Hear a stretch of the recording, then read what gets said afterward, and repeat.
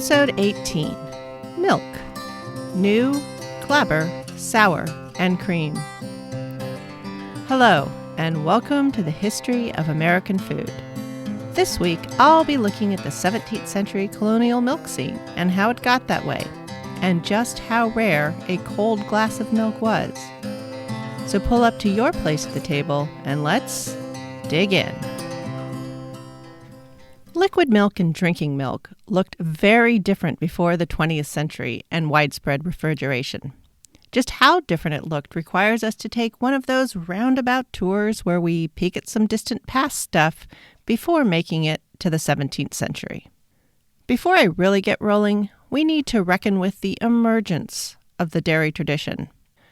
The first thing to recognize that while modern Americans think cow milk when you say dairy, likely the first cross-species milk drinking that humans engaged in was with sheep or goat milk. And the first time also likely happened repeatedly and independently in parts of East Africa, Eastern Europe, Mesopotamia, and Central Asia.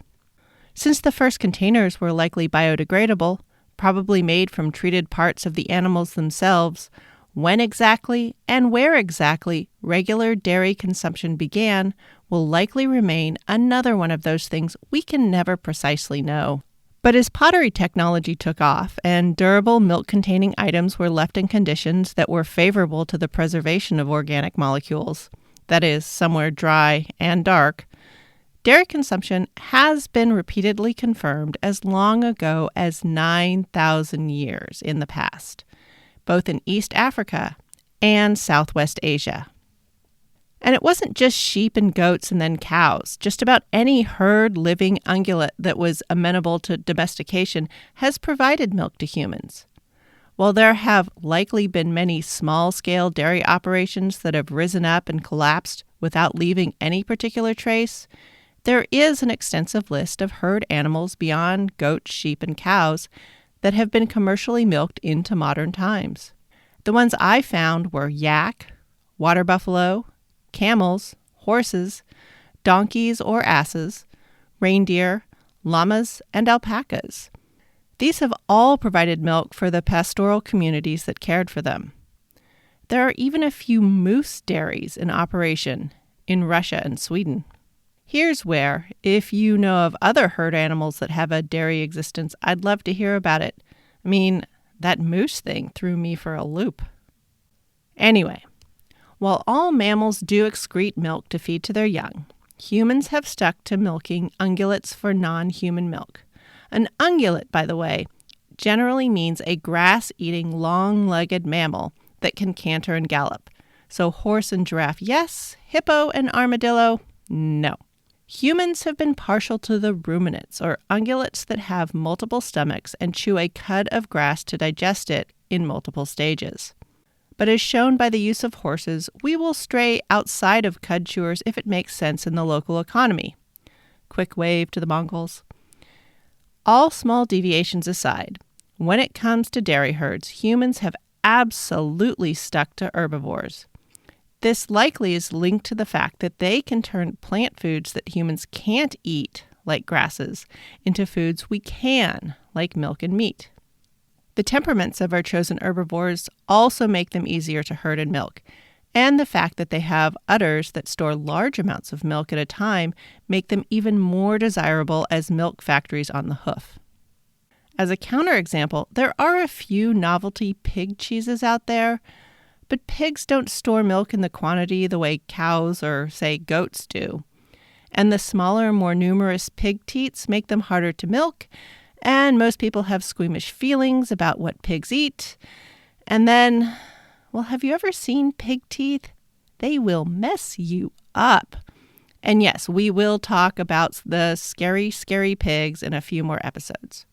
So for the rest of this episode, I will stick to cow milk because that is what the 17th century colonists almost exclusively drank. The British colonists were cow milk snobs. They had derisive and dismissive things to say about the sheep and goat milk they would encounter abroad, especially in the French, Spanish, Italian, and even more foreign lands. In the colonies, there was no particular dairy sheep or goat tradition at this point. Sheep were for wool, and then eventually some very tough old mutton. Anyway, as I said, in the cow episode, cows were really good at being mobile food, and they were the best milk carriers and dispensers pre-refrigeration. And they continued that tradition in colonial America. Dairy cows then, as now, were the most pampered bovines around. Part of what made cows suitable for dairying was active selection practices during breeding, but most of it had to do with how the cow was treated. Range-wandering cows have enough milk to feed their calves, but not in the amounts and at the level of quality needed to satisfy a large family intent on liquid milk products and the large amounts required to make cheese. So the keeping of milk cows that would give thick, sweet, creamy milk through the winter once the spring and summer grasses were gone required planning, usually a kitchen garden and a shed to keep things dry and unrotted. Those carrots and turnips and cabbages and pumpkins from previous episodes, they were shared with the cows over the winter. The outer leaves of the cabbages, roots that had gone soft, all of that went to the cow. Mashes of rye, oat, and corn grains that were softened and often sprouted were also fed to the milk cow. Feeding a milk cow these sorts of special meals was not about pampering her or being luxurious. She would also eat corn stalks, cobs, and leaves which had been saved from the corn harvest. An acre of corn could often provide as much as half a ton of winter fodder in parts of the corn plant that were not edible directly by the farmer. Farm families might also supplement the winter feed of milk cows with the grain, fruit, or vegetable mashes left over from brewing beer and cider. And these are all examples of the way cows were used to turn waste into valuable calories for the farm table. So how did they get that milk out of the cow? It's important to acknowledge that milking a cow is a skilled activity that requires strength, precision, and practice, and uses a specific motion that imitates the calf getting the milk out of the udder. With practice, a skilled housewife or dairymaid could milk a single cow in as little as 10 or 15 minutes, depending on how much milk a cow was carrying. The activities of and movement by skilled dairymaids becomes a much bigger issue in the 18th century, so we'll talk about them more then. And for now, we'll just follow the milk.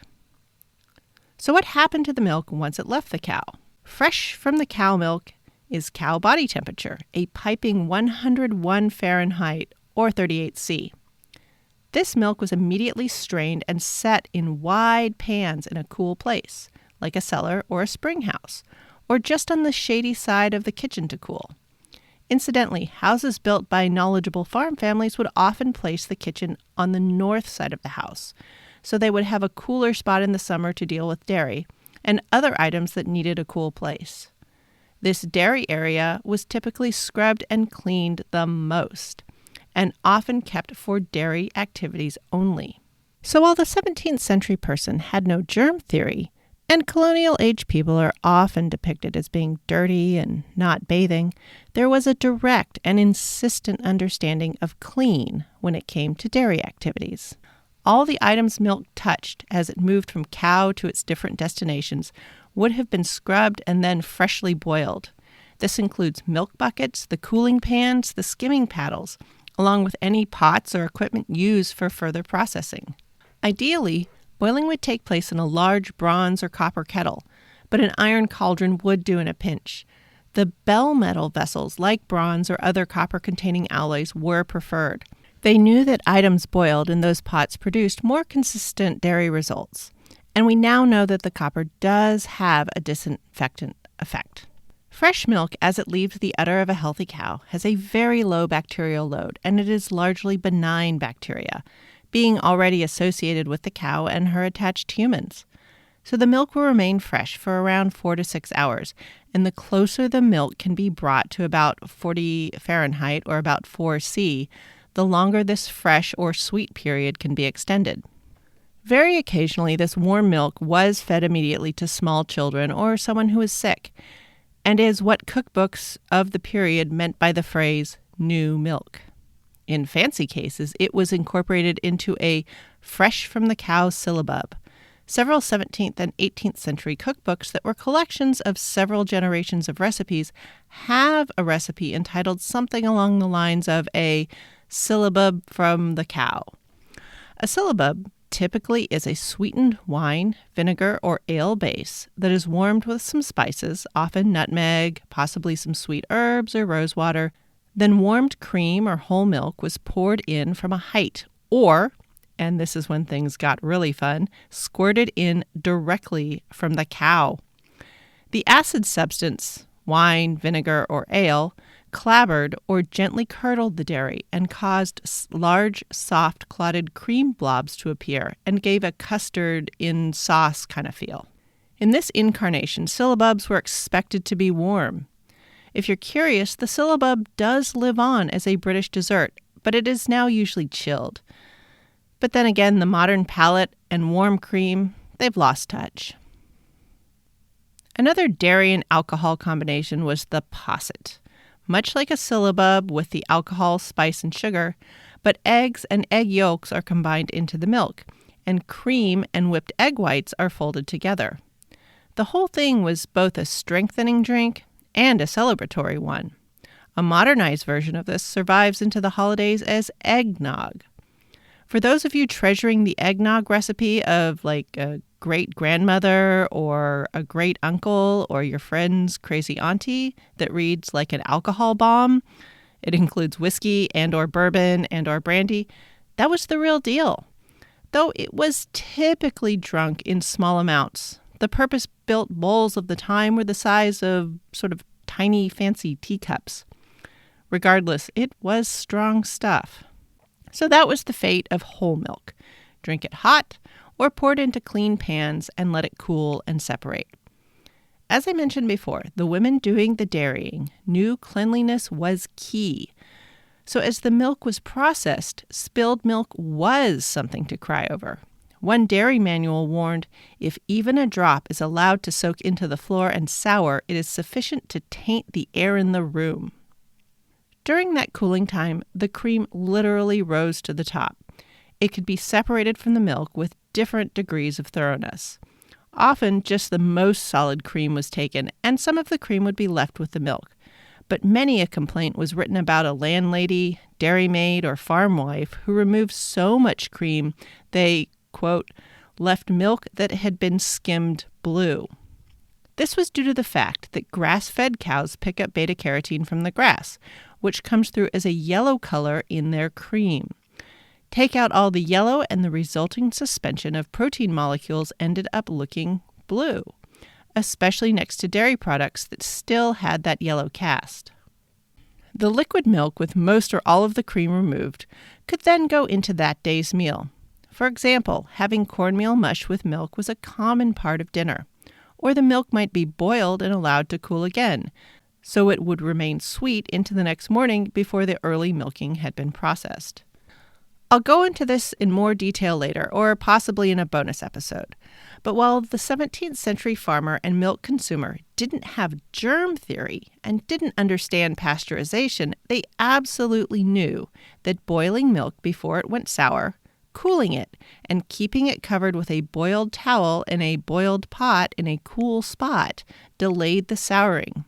I'm not taking anything away from Louis Pasteur, but he didn't come up with his thing out of thin air. He was a good observer and worked out a methodology based on commonly known phenomena to challenge conventional wisdom. He did science. So what it comes down to is dairy workers knew that keeping things clean made a huge difference in their products. They just didn't know the what they were cleaning things for. And the cleanliness wasn't just for fresh or new or sweet milk. Beyond sweet milk, some of the milk was usually allowed to gently sour or clabber. The clabber was used as an acid and for texture and body in baking and cooking.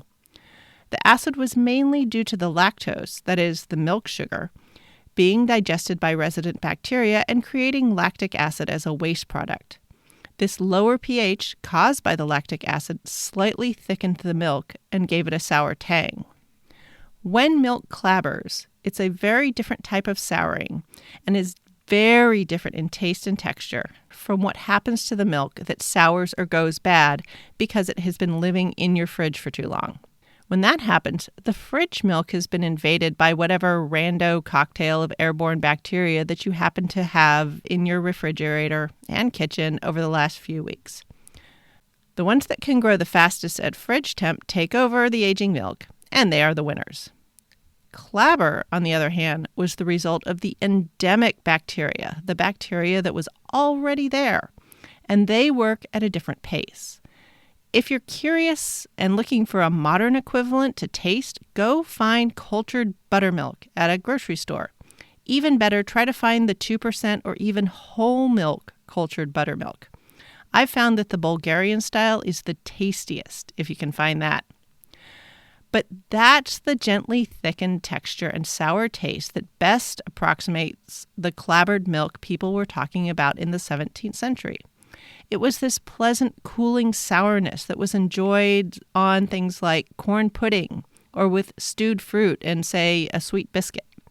It's a flavor we've become unfamiliar with in the U.S., but lives on in places like Eastern Europe, India, Turkey, and Iran through beverages based on cultured milk like kefir, lassi, aryan, and dugh. Sour milk, unlike clabber, was milk that had gone completely bad. Even with a good cool cellar or a spring house, in warm weather, milk and clabber only had a life of around 72 hours from the time it left the cow. It was no longer pleasantly tangy, but it was actually yucky. It smelled off and had no inviting properties. But this acidic stuff was not yet waste. It too could be an important source of acid in baking. And at the very last could be mixed in with grain to make a mash for the milk cows or to feed to the pigs. Sort of an investment in future bacon.